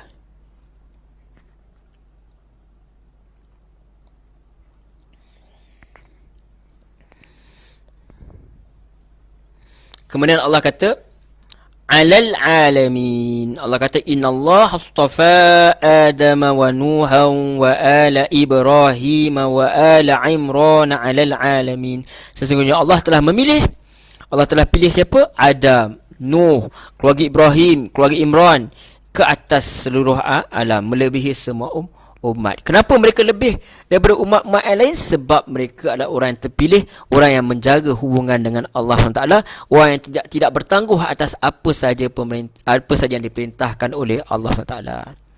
Sebab tu kata penulis tafsir Al-Misbah, dia kata sesungguhnya Allah berdasarkan pengetahuannya yang azali tentang sifat-sifat dan potensi masing-masing makhluk serta atas dasar hikmah kebijaksanaannya telah memilih Adam sebagai khalifah di dunia dan memilih Nuh sebagai bapa umat manusia yang kedua. Allah juga pilih keluarga Ibrahim, yakni Ismail, Ishak serta anak cucu mereka daripada para nabi, dan juga memilih keluarga Imran, yakni Isa AS, yang dianugerahkan dengan aneka mujizat dan lahir tanpa ayah. Allah pilih mereka semua atas umat-umat di masa mereka masing-masing sebagai satu keturunan yang sebahagiannya dari keturunan yang lain. Jadi kita katakan bahawa setiap nabi itu, kita ni sebenarnya kalau dikelaji susul galur kita hanya sampai juga kepada susul galur yang sama, iaitu Adam AS. Jadi kenapa kita perlu bermusuhan lagi? Hentikanlah permusuhan ini, kembalilah kita kepada tali yang satu, iaitu tali Allah SWT. Qul in kuntum tuhibbunallah fattabi'uni. Jika benar kalian jika benar kamu cinta Allah, kembali pada aku, taat aku, iaitu Rasulullah SAW. Wa yaghfir lakum dzunubakum. Allah ampunkan dosa kamu. Wallahu ghafurur rahim. Dan Allah itu Maha Pengampun, Maha Penyayang. Qul atiullaha wa rasul. Taat Allah dan taat Rasul. Siapa yang berpaling, maka Allah tak suka pada orang kafir. Sebab tu Allah kemudian, sebab tu ayat ini Allah sebut, ayat 33 ni Allah sebut tentang Adam. Adam AS, Nuh AS, keluarga Ibrahim AS, keluarga Imran, dan juga seluruh mereka ini adalah orang yang terpilih kerana mereka ini adalah orang-orang yang cinta kepada Allah SWT. Jadi betul kita cinta kepada Allah, kita tidak memilih dia bangsa Arab ke bangsa Bani Israel ke apa. Kita tetap terima mereka kerana yang kita ikut bukan susuk tubuh itu, kita ikut bukan kerana susuk tubuh itu, kita ikut kerana kebenaran yang mereka bawa. Sebab tu Allah kata, lanjut Allah ayat 34, dzurriyyatan ba'duha min ba'd, sebagai satu keturunan yang sebahagiannya berasal daripada keturunan yang lain. Wallahu sami'un alim, dan Allah tu Maha mendengar, Maha mengetahui. Jadi ayat-ayat yang sebelum ni, kalau menurut penulis tafsir Misbah, dia kata mengandungi kecaman lah kepada delegasi Kristian Najran ni, yakni bahawa para nabi dan tokoh-tokoh yang tersebut di atas, termasuk keluarga Imran, antara lain dan Isa AS, semuanya dari satu keturunan. Tidak ada perbezaan antara mereka dari segi kemanusiaan. Kalau kalian tidak meragukan terjadinya perkara-perkara luar biasa terhadap Adam AS yang lahir tanpa ayah dan ibu, atau Ibrahim AS yang memperoleh anak saat beliau telah capai usia lanjut dan isterinya mandul, maka mengapa kalian tidak memahami keistimewaan dan keluar biasaan yang terjadi pada keluarga Imran, sebagaimana halnya pemahaman kalian terhadap hal-hal yang luar biasa yang terjadi pada Adam dan Ibrahim AS. Mengapakah kalian tak mengembalikan segala keistimewaan itu kepada kuasa Allah SWT? Di ayat itu ditutupkan dengan apa? Wallahu sami'un alim. Termasuk ucapan-ucapan yang menyangkut tokoh-tokoh yang sebut ayat ini, seperti bahawa Nabi Ibrahim adalah orang Yahudi atau Nasrani, dan bahawa Isa AS adalah anak Tuhan dan lain-lain.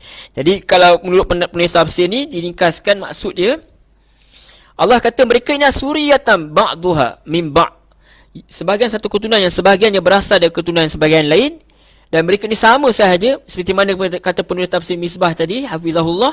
Apa yang dia kata kalau kalian boleh terima luar biasa yang berlaku pada Adam, kalian boleh terima suatu luar biasa yang berlaku pada Ibrahim, Dan kalian tahu mereka ni manusia biasa yang diberi manusia yang dipilih, yang diberi kelebihan oleh Allah Taala, yang diberi mukjizat misalnya. Kenapa kalian angkat Nabi Isa ni lah pelik lain daripada apa yang mereka ini, Nabi Adam, Nabi Ibrahim. Sedangkan perkara yang berlaku kepada Nabi Ibrahim, kepada mencari adat yang berlaku pada Adam AS, kepada pelik yang berlaku pada mereka ini, tidaklah menjadikan mereka itu Tuhan. Kalian tak jadikan mereka Tuhan. Sedangkan apa yang berlaku kepada Nabi Isa AS, tiba-tiba kalian jadikan dia sebagai Tuhan. Kenapa kalian boleh fikir sampai kepada perkara itu? Kerana Allah itu, kata Allah tahu apa saja yang kalian nyatakan. Allah tahu apa saja yang dalam hati. Wallahu sami'un alim. Allah tahu perkataan-perkataan yang kalian angkat kepada tokoh-tokoh yang kalian suka. Kalian jadikan Uzair anak Tuhan, Allah tahu. Walaupun kalian sembunyikan perkara tersebut, kalian kata tak ada dalam kitab kalian, tetapi kalau orang selidik, ada pun dalam buku kalian yang lain. Allah tahu. Allah tahu apa yang kalian katakan. Kalian naikkan Nabi Isa sebagai anak Tuhan. Allah tahu. Dan ini juga kepada peringatan kepada kita, jangan kita angkat Rasulullah SAW itu sendiri lebih daripada yang sepatutnya yang Allah ajar. Jangan sampai kita mensyirikkan Allah SWT dengan Nabi pula. Sedangkan Nabi pun sendiri tak suka jadikan kubur dia jadikan diri dia seperti mana orang Nasrani itu menjadikan Nabi Isa Ibnu Maryam itu. Nabi tak suka perkara tersebut. Jadi apa kita nak angkat ialah kita angkat sunnah Rasulullah SAW. Kita sayang pada Rasulullah SAW ni bukan sekadar kita sayang pada susuk tubuh saja, tapi kita sayang kepada apa yang dia bawa. Kita sayang kepada susuk tubuh dia kerana apa yang dia bawa, atas apa saja pengorbanan yang telah dilakukan kepada kita. Itu sebab kita cintakan dia, kerana dia telah membawa kita lebih daripada apa yang sepatutnya. Sebenarnya apa yang sepatutnya kita kena faham ialah kenapa kita kena sayang Rasulullah, sebab dia telah mengeluarkan kita ini manusia ini daripada kegelapan dengan dia membawa Al-Quran itu sendiri. Wallahu a'lam. Kita teruskan. Kemudian bila Allah dah cerita tentang orang-orang tokoh-tokoh yang hebat, tokoh-tokoh yang mendapat cinta Allah SWT ni, akan Allah lanjutkan tentang keluarga Imran. Sebab itu fokus dia. Sebab kita katakan tadi, antara sebab turunnya ayat ini adalah dikatakan berkenaan dengan delegasi yang datang bertemu Rasulullah SAW, iaitu siapa? Di Madinah, iaitu orang Nasrani yang datang daripada Najran. Mereka ini menganggap Nabi Isa AS sebagai anak Tuhan, sebahagian daripada Tuhan. Jadi kita katakan bahawa Allah SWT tunjuk bahawa kalau kalian benar-benar cinta kepada Allah, maka ini yang kalian kena lihat. Siapakah sebenarnya Isa AS ni? Adakah benar Isa AS itu seperti apa yang kalian dakwa, ataupun dia hanya manusia biasa yang diberi pangkat kenabian, kerasulan dan juga mujizat? Jadi Allah nyatakan dalam ayat 35, kemudian manusia itu sedar. إذ قالت امرأة عمران رب إني نذرت لك ما في بطني محررا فتقبل مني. Jadi Allah kata ketika, kalau penulis penterjemah dia tambah ingatlah supaya bagi perhatian. Ketika isteri Imran berkata, isteri Imran ni siapa?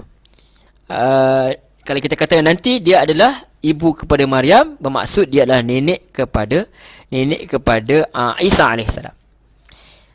Dikatakan, wallahu alam, saya pernah dengar Asatizah mengatakan perkara ini, wallahu alam, tentang kesahihan cerita ni, dikatakan bahawa ibu Maryam ni seorang yang mandul juga.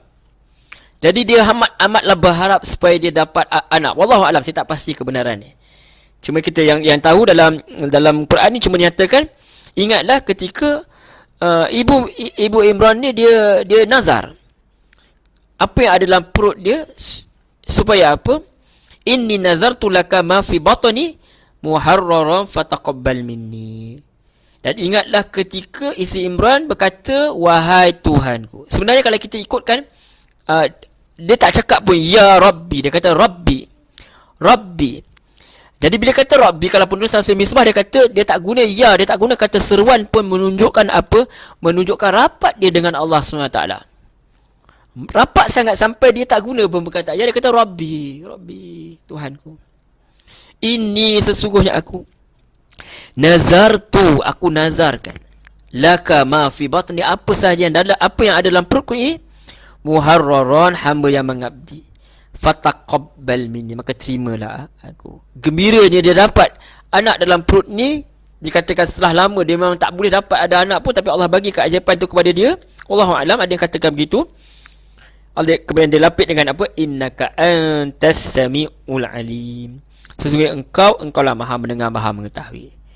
Ini sebenarnya orang kita perlu ikut. Orang salih, orang yang mendapat cinta Allah SWT, apa sahaja yang dia dapat, anak yang dapat, dia nazarkan, dia niatkan atas jalan Allah SWT.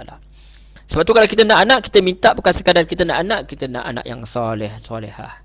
Kita nak panjang umur bukan sekadar kita nak panjang umur, kita nak panjang umur dalam ketaatan. Kita nak ilmu bukan sekadar ilmu, kita nak ilmu yang bermanfaat. Kita nak harta bukan sekadar harta, kita nak harta yang barakah, yang membawa kita kepada Allah SWT. Kita nak kerja bukan sekadar kerja, kita nak kerja yang membawa kita ke jalan Allah SWT.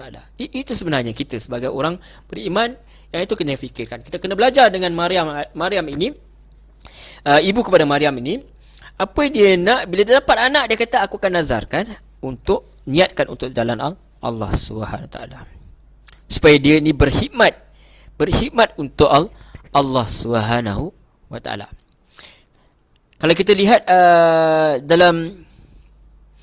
dalam apa tu tafsir Misbah ni, dia katakan, dalam konteks ucapan, yakni nazar isteri Imran adalah tekad janji dia untuk jadikan anak yang dikandungnya berkhidmat secara penuh di Baitul Muqaddis. Sekarang pun kita sedang berbicara tentang Baitul Muqaddis. Semoga Allah bagi kemenangan, dan juga semoga Allah bagi hidayah juga kepada orang-orang Yahudi ni juga sebenarnya. Sebab bukan semua yang berniat jahat. Ada antara mereka, rakyat-rakyat mereka ni, antara mereka cuma orang jahil. Mereka tak tahu sebenarnya apa yang berlaku. Mereka ditipu oleh orang-orang atas je. Jadi alhamdulillah kita lihat dengan adanya teknologi moden ni, ada orang yang buat perbincangan pun dengan rakyat Israel ni. Mereka buat Zoom dan sebagainya. Itu sebenarnya seperti mana Buya Hamkas ni katakan juga, sebenarnya tak berhenti kita berdakwah kepada mereka ni. Tidak berhenti. Ada masa kita perang lah, tapi ada masa untuk dakwah, ada masa dakwah juga. Dia bukan maksudnya kita dah kata pukul bersih Yahudi ni selama-lamanya, habislah kau. Tak. Kita ada tanggungjawab. Maka cabas kepada orang yang diberi kekuatan untuk bercakap dengan orang-orang Yahudi ni. Sebab mereka ni sebenarnya tak tahu tentang kebenaran. Sekarang baru kita nampak sebenarnya rupa-rupanya boleh sebenarnya, masih boleh ada jalan dakwah lagi. Soal nak buka hati itu bukan soal kita. Soal kita jalan dakwah kita. Kita buat kecaman, dalam masa sama siapa yang ada kekuatan, dia boleh buat dakwah. Dia boleh dialog pun dengan orang-orang, anak-anak Yahudi ni. Kalau kita katakan macam tu, maksudnya mereka juga manusia biasa juga. Semalam berpeluang tengok di live di Facebook kan, tengok berkenaan dengan Ustaz Syari, Ustaz Hafizul Faiz, dengan ada moderator tu, Hafizahullah, mereka semua dirahmati Allah, dijaga oleh Allah. Antara yang saya tertarik ialah mungkin juga gencatan senjata berlaku, walaupun sedang dicabuli gencatan senjata tu, tapi mungkin juga gencatan senjata itu sendiri ada atas desakan orang Israel itu sendiri, penduduk mereka sendiri, yang sebenarnya mereka pun bukan mahu peperangan, mereka orang biasa macam kita. Jadi kita doakan mudah-mudahan kalau ada sejepis kebaikan ni, mudah-mudahan Allah berikan kepada penduduk Yahudi ini. Kalau Allah mahu beri, Allah boleh lakukan apa saja. Sebab kita sebenarnya asalnya bersaudara pun. So, ayat ini mengingatkan kepada kita. Jadi beliau kata balik pada ayat ini, kata penulis tafsir, dalam tradisi masyarakat ketika itu, seorang anak yang dinazarkan sebagai pelayan rumah suci akan bertugas penuh sampai dewasa. Setelah dewasa, dia dapat melanjutkan pengabdiannya atau mencari pilihan lain. Jika dia pilih untuk menetap dalam pengabdian ini, maka setelah itu dia tidak dibenarkan lagi melakukan pilihan lain. Nazar ini menunjukkan bahawa isteri Imran mengharap kiranya yang dikandungnya adalah anak lelaki. Ini kita lihat daripada ayat seterusnya. Sebab tu dia kata, "Idz qalat imra'atu Imrana rabbil inni nazartu laka ma fi batni muharraran fataqabbal." Dan ketika dia berkatalah isteri Imran, "Wahai Tuhanku, sesungguhnya aku telah nazar pada engkau apa yang dalam perutku, hamba yang mengabdi, maka terima nazarku, innaka antas samiul alim." Engkau ni lah maha mendengar, maha mengetahui. Dia puji Allah SWT. Allah itu antara sifat dia adalah as-sami', mendengar dan maha mengetahui. Itu cara kita. Kita nak doa, kita kena tawasul dengan nama Allah SWT, kita kena puji Allah SWT. Falamma wada'atha, maka ketika dia telah melahirkan, Allah cerita ayat seterusnya, ayat 36. Qalat Rabbi, berkatalah dia Tuhanku, inni sesungguhnya aku, wada'tuha telah melahirkan, unsa, anak perempuan, terzahir sedikit rasa kekecewaan dia. Bukan tidak bersyukur kepada Allah SWT, bukan. Tetapi dia tahu wanita itu sendiri ada kalau kita kita katakan bukan nak merendahkan, tetapi kita katakan ada waktu-waktu yang dia terpaksa berehat, misalnya ada haid dan sebagainya. Tentu sahaja bukan sentiasa dia boleh solat, dan tentu saja di sisi Allah SWT ada masa dia terpaksa berhenti dan sebagainya. Dia tak boleh berpuasa dan sebagainya. Itu antara dia. Maka dia kata wallahu a'lamu, dan Allah tu lebih mengetahui bima, dengan apa yang wada'at dia lahirkan. Walaysa zakaru kal unsa, dan tidaklah anak lelaki itu sama seperti anak perempuan. Sama ada Maryam yang dilanjutkan, Maryam yang kata perkara ini, atau Allah SWT yang komen. Tetapi apa pun rasa kecewa ni, dia tahu bahawa bagaimanapun perempuan dan lelaki dan wanita itu tidak sama dari segi fizikal dia, tidak sama dari segi keupayaan dia. Tetapi bukan bermaksud dia tidak boleh menjadi orang yang rapat dengan Allah SWT. Dan kita lihat hadis nanti, insyaAllah dalam pertemuan berikutnya kita baca hadis tersebut, insyaAllah nanti saya semak kembali hadis tu, di mana Maryam itu sendiri diangkat sebagai perempuan yang terbaik yang pernah wujud pada zaman dia. Maksudnya orang perempuan itu sendiri juga ada yang lebih baik daripada lelaki pun. Begitu. Jadi kita bincang tu nanti, insyaAllah. Cumanya daripada segi mereka ada kekangan dia yang menyebabkan mustahil untuk dia berkhidmat ke dalam rumah Allah. Yang kebiasaannya yang dijaga rumah Allah itu adalah para lelaki yang dipertanggungjawabkan.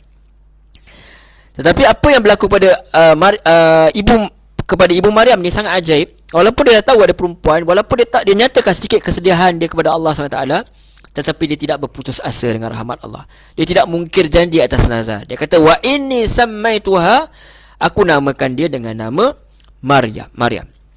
Wa inni u'izuha bika, sesungguhnya aku mohon perlindungan untuk dia.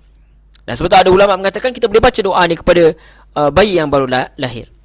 Wa inni u'izuha bika, sesungguhnya Allah, aku memohon perlindungan untuknya kepadaku. Wa zurriyataha, dan juga anak keturunan dia. Nampak? Orang yang beriman ni, dia bukan nampak pada zaman itu sahaja. Baby tu baru lahir, baby tu, tapi dah cerita pasal zuriat baby dah. Dia bukan nampak sekarang, dia nampak masa hadapan. Bukan soal material tu tak penting. Itu dia boleh cari sendiri nanti. Itu dia cari, insya-Allah Allah bagi. Sebab Allah tu kaya. Tapi yang lebih dipentingkan adalah apa? Melahirkan zuriat yang baik. Keturunan yang baik. Kita lihat Nabi Yaqub AS. Dia dicerita dalam Quran, di mana saat dia hampir mati, hampir wafat, sedangkan anak-anak dia tu semuanya Islam, tetapi dia tanya kepada anak-anak dia, apa yang kalian akan sembah saat aku tidak ada nanti. Dia nak pastikan bahawa anak-anak dia itu adalah menyembah Allah SWT, supaya keturunan yang lahir adalah keturunan yang memperhambakan diri kepada Allah SWT. Dia tak tanya harta berapa banyak dah harta simpan, berapa banyak dah dalam KWSP dan sebagainya. Berapa banyak dah harta, ada tanah ni dah beli ke tak. Itu semua kita boleh usaha sendiri. Tetapi yang lebih penting ialah siapa yang kita sembah. Kita kena pastikan itu untuk zuriat kita. Itu yang dilakukan oleh ibu Maryam ini. Bukan sekadar dia doa untuk Maryam, dia doakan zuriatnya juga. Dan doa itu dimakbulkan Allah, maka Maryam nanti dapat apa? Ada anak namanya Isa AS yang merupakan Rasul. Allah Akbar. Rasul yang hebat. Dan dia akan kembali nanti juga dalam mengikut hadis. Dia akan kembali nanti dalam mengikut hadis, insya-Allah. Dia ada masa kita bincang nanti. Jadi apa yang dia minta, u'izuha bika wa zurriyataha minasyaitonir rajim. Aku mohon serta perlindungan untuknya kepadamu dan anak keturunannya daripada godaan syaitan yang direjam. Dan itu juga kita minta supaya apa? Allah lindung juga kepada anak-anak kecil ni, kerana mereka selalunya akan diganggu oleh syaitan. Sebab syaitan tak puas hati kan kepada manusia ni, maka iblis menyuruhlah syaitan-syaitan ni supaya apa? Supaya mengganggu anak-anak. Sebab kadang-kadang saya tengok anak-anak menangis, ada masa dia kembung perut semua, ada masa tak ada apa-apa pun dia menangis. Sebab apa? Diganggu tu. Itu kita minta supaya Allah lindungi mereka ini. Dan tentu saja yang kita minta dan lindungi apa? Lindungi akidah dia, iman dia, agama dia, di samping fizikal dia. Wallahu a'lam. Satu ayat 37 Allah kata fataqabbalaha rabbuha, maka Tuhannya menerimanya, yakni Maryam tu, biqabulin hasan, dengan penerimaan yang baik, wa ambataha, dan dia besar, nabatan hasanan, dengan pengasuhan yang baik. Itu kata kalau nak melahirkan manusia yang baik bukan sekadar doa saja, tetapi perlu menyediakan persekitaran yang baik. Nabi SAW doa kat Ibnu Abbas supaya dia faham agama ni, dia faham takwil ni, dan dia betul dia jadi mufassirin yang besar pun dalam kalangan sahabat. Tetapi bukan sekadar gitu saja, kita lihat bahawa rehlah Ibnu Abbas dia belajar ni dengan ramai orang. Dia belajar, dia berjalan, bergerak untuk mencapai perkara tersebut. Jadi bukan sekadar kita doa, kita sediakan suasana yang kondusif untuk anak-anak supaya dia mendapat pendidikan yang baik. Harta kemudian dia boleh cari sendiri. Kita boleh cari harta untuk anak-anak bagus, itu juga dituntut.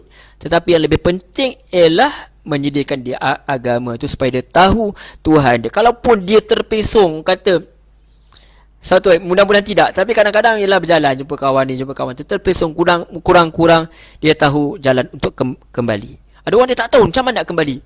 Dia tak tahu dia terlibat dengan ajaran sesat pula dan sebagainya, orang manipulate pula, ataupun dia putus asa dengan rahmat Allah. So kita kena ajar awal-awal, kita ni ada Tuhan yang sudi untuk menerima kita, walau setinggi mana pun dosa kita. Sebab tu di sini diceritakan bahawa Maryam ni disediakan dengan keadaan kondusif, bukan sekadar ibu Maryam ni mendoakan kebaikan, tetapi juga menyediakan keadaan yang kondusif, di mana apa? Wa ambataha nabatan. Dia besar dengan pengasuhan hasanan yang baik. Didikan awal yang baik. Sebab apa? Kalau nak dilentur buluh itu mestilah daripada rebung, daripada awal lagi. Wa kaffalaha, dan dia menyerahkan peliharaannya kepada siapa? Kepada Nabi Allah Zakaria. Bukan orang biasa-biasa yang jaga Maryam ni. Bukan orang yang biasa-biasa yang mendidik Maryam ni. Seorang Nabi. Orang yang tidak akan menzalimi, orang yang tidak akan membuat perkara maksiat, orang yang sentiasa taat kepada Allah SWT. Jadi kalau kita nak anak-anak kita hebat, kita kena hantar kepada berkawan, duduk dalam keadaan orang-orang yang baik, orang-orang yang berakhlak yang baik. Cari nak pindah rumah, cari tempat orang yang baik, orang yang beriman, jiran-jiran yang baik. Itu yang perlu diperhatikan. Jadi ayat yang lalu kata penulis tafsir Mizbah, dia kata ayat lalu cerita pasal doa isteri Imran. Kerana itu ayat ini menjelaskan sambutan Allah, jawab Allah atas doa tersebut. Kata penulis tafsir Mizbah, dia kata maka Tuhan pelihara isteri Imran terima doanya.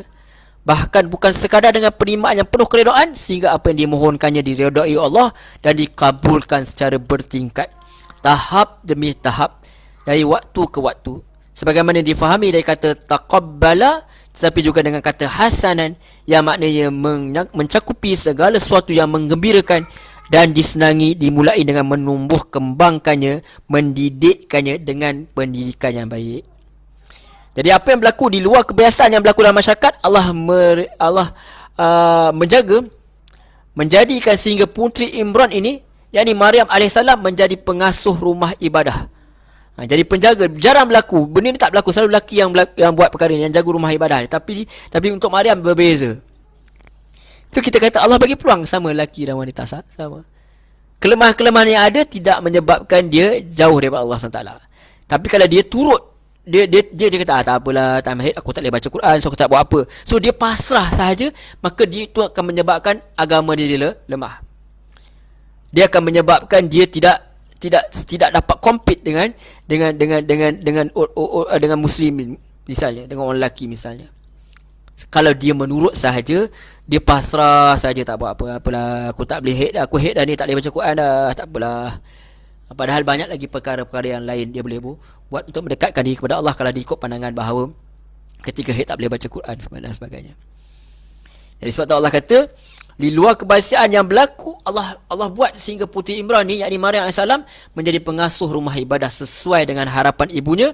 Dan kerana Imran, ayah sang anak, telah meninggal dunia, maka Allah jadikan Zakaria pemelihara. Itu menurut pendapat tafsir Mizbah.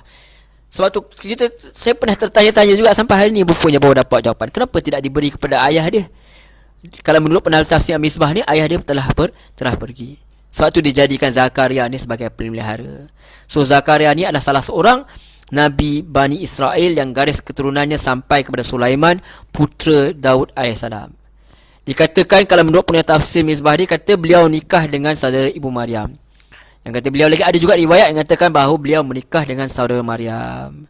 Jadi beliau juga adalah pemimpin kepada rumah-rumah suci Bani Israel ini. Jadi itu sebenarnya.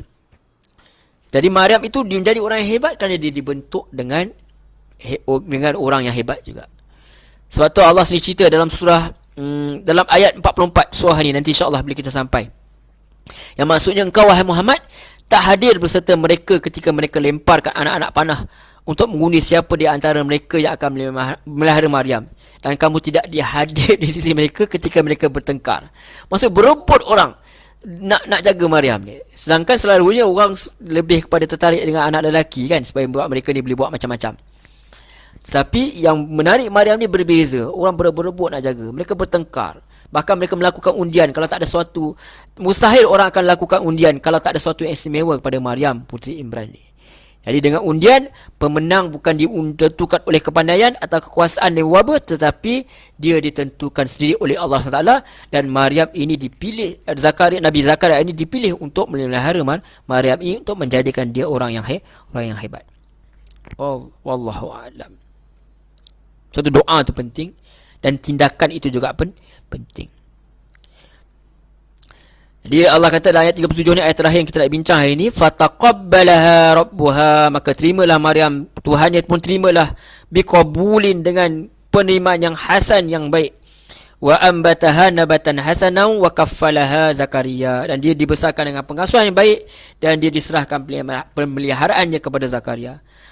Jadi kullama dakhala 'alaiha, setiap kali masuk menemui ia Zakaria, kullama dakhala 'alaiha, setiap kali dakhala 'alaiha, datangnya Zakaria ni, Nabi Zakaria AS, kepada al-mihrab, tempat di mana Maryam itu mengabadikan diri kepada Allah SWT, beribadah kepada Allah SWT. Dia ada tempat hadis di situ. Wajada 'indaha rizqan, wajada 'indaha rizqa. Zakaria dapati di sisi dia ada rezeki, di sisi Maryam tu ada rezeki. Kemudian dia tanya, qala ya Maryam, dia kata wahai Maryam, ya Maryam, anna laki hadha, mana dapat buah-buahan ni? Qalat huwa min indillah, Maryam kata buah-buahan tu daripada sisi Tuhan dia. Innallaha yarzuqu man yasha'u bighairi hisab. Bukan sekadar dia cakap ini rezeki datang daripada Allah, bukan daripada sisi Allah, dia sempat dia berkuliah lagi. Sempat dia nyatakan lagi. Padahal Zakaria itu Nabi Allah. Zakaria tahu dah segala-gala tentang ilmu Allah ni. Jadi innallaha yarzuqu, sekadar yang dia beritahu kepada Nabi Zakaria tu, dia tahu tentang asas-asas agama itu. Lebih daripada itu dia tahu. Tetapi di sini Maryam alaihissalam ini kata, innallah, sesungguhnya Allah, yarzuqu, dia bagi rezeki, man yasha, siapa yang dia kehendaki, bi ghairi hisab, tanpa hisab.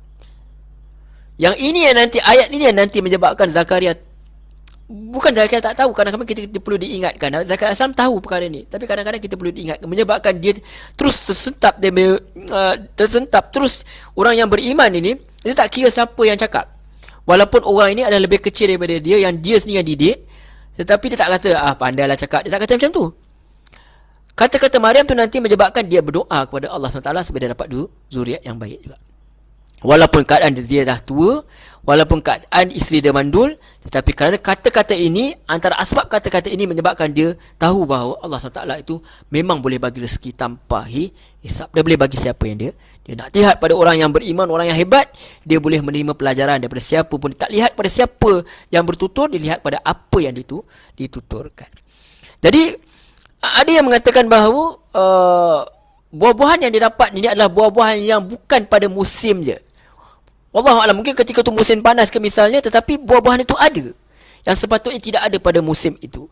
Menyebabkan Nabi Zakaria tertanya bagaimana boleh diperoleh perkara ini. Dan Allah SWT itu sendiri tak bagi tahu, tak lanjutkan. Yang penting dia adalah rezeki. Bagaimana dia peroleh dia tidak penting. Yang penting tu halal lah. Itu kalau kita cari sendiri. Tapi ini Allah bagi yang tak penting. Bukan perkara tersebut, bukan perkara ajaib. Itu yang hendak kita fokuskan. tetapi kita nak fokuskan kepada rahmat Allah SWT yang memberi rezeki. Itu antara kalau boleh kita katakan karamah yang diberikan kepada Maryam ini sebagai wali Allah. Dan kita kena fokus bukan kepada karamah itu. Bukan kepada hebat boleh dapat buah macam tu sahaja. Hebat boleh jalan atas air. Hebat boleh terbang. Misalnya kata. Bukan itu yang nak kita lihat. Tapi kita kena lihat kepada apa? Kepada bagaimana hebatnya hubungan dia dengan Allah SWT, sehingga Allah SWT kasih kepada dia, beri kepada dia apa yang di luar kemampuan dia. Kita tak boleh beribadah dengan niat nak dapat karamah, tak boleh. Karamah bukan suatu benda yang dipelajari. Kita kena niat untuk mendekati kepada Allah SWT, kerana itu adalah perintah Allah SWT untuk kita mendapat rahmat dia, dan terpulanglah kepada Allah SWT bagaimana dia hendak bagi rahmat. Kita malangnya kita suka lihat kepada benda yang pelik-pelik, orang jalan atas air dan apa sebagainya. Kita suka kepada tersebut. Sedangkan keanihan, keajaiban yang ada itu ada depan mata. Itu apa tuan-tuan, puan-puan, muslimin, muslimat, Al-Quran ini. Mujizat yang pelik-pelik, Nabi Isa AS apa tu lahir tanpa ayah semua yang pelik, itu kita tak boleh nak tiru. Tetapi apa yang kita boleh tiru, apa kita boleh belajar, yang mujizat, karamah yang paling besar itu sendiri adalah Al-Quran yang masih kekal sampai sekarang. Tinggal kita nak belajar saja, mengamalkannya dan menyebarkannya. Wallahu a'lam. Jadi sebenarnya sangat banyak pengajaran yang boleh kita dapat ni, kalau boleh lanjut sampai 1 jam 2 jam lagi. Tetapi kita tak boleh lah, sebab asalnya sepatutnya ringkas-ringkas saja. Tetapi ada masa kita panjangkan kalau ada perkara-perkara yang menarik. Kalau memang ada perkara yang menarik, dan kita sentiasa akan ada perkara yang menarik dalam Quran ni. Tetapi semoga Allah bagi kekuatan untuk kita faham, dan semoga Allah bagi kekuatan untuk kita amalkan, dan semoga Allah bagi kekuatan untuk kita sebarkan. Baik, jadi sebagai kesimpulannya kita dapat lihat bahawa apa yang Allah nak cerita kat sini adalah bukan berkenaan keajaiban semata-mata. Sebab orang ikut Nabi Isa, orang Nasrani telah menjadikan Nabi Isa ni sebagai Tuhan atau anak Tuhan atau sebahagian daripada Tuhan kerana apa? Kerana keajaiban ini. Sedangkan sepatutnya keajaiban ini bukanlah menyebabkan kita ini menyembah sesuatu yang ajaib itu, tapi sepatutnya kita menjadi penyembah kepada yang melakukan keajaiban itu, iaitu Sang Pencipta itu sendiri, itu Allah SWT. Bukan dilihat kepada keajaiban, tetapi lihat kepada pencipta keajaiban itu sendiri. Itu sebenarnya Allah nak ajar kepada kita. Dan keajaiban yang berlaku kepada Maryam AS itu juga tentu saja kerana apa? Kerana hebatnya hubungan ibu Maryam itu sendiri dengan Allah, bapa Maryam itu sendiri yang telah meninggal itu dengan Allah, menyebabkan isteri juga menjadi orang-orang yang baik, dan lahirnya anak yang baik itu Maryam itu sendiri dibesarkan dengan baik. Akhirnya nanti daripada rahim Maryam itu sendiri akan dilahirkan satu manusia yang hebat juga hubungan dengan Allah, tanpa perantaraan manusia, membuktikan kekuasaan Allah menjadikan apa saja yang dia kehendaki tanpa ada perantaraan pun jika dia tidak mahu menggunakan perantaraan tersebut. Wallahu a'lam. Sekian sahaja. Sepatutnya orang-orang yang berilmu ini boleh terima perkara ini, kembali kepada Allah SWT dengan apa? Dengan menerima Rasulullah SAW dan terus menerima Al-Quran ini sebagai amalan kehidupan. Mudah-mudahan Allah bagi kita kekuatan juga untuk melakukan perkara tersebut. Saya rasa cukup dulu setakat ini. Minta maaf banyak-banyak atas segala perkara yang tersalah, apa saja perkara yang mengguruskan hati dan perasaan. Seperti biasa, saya mohon ampun kepada Allah SWT. Mohon maaf kepada tuan-tuan, puan-puan, muslimin, muslimat yang dirahmati Allah. Kalau ada perkara yang baik yang tuan-tuan boleh ambil, boleh terima, boleh ambil, sila boleh amalkan. Tuan-tuan ambil lah mana yang benar, mana yang baik. Mana-mana yang tersalah, tuan-tuan tinggalkanlah. Tinggalkan jauh-jauh, orang kata, jangan guna. Dan mohonlah Allah ampunkan dosa saya, kesilapan saya sebagai manusia biasa ni. Mudah-mudahan Allah rahmati kita semua. Mudah-mudahan Allah bagi kekuatan. Karamah, kita kata antara karamah ialah apa? Istiqamah itu sendiri.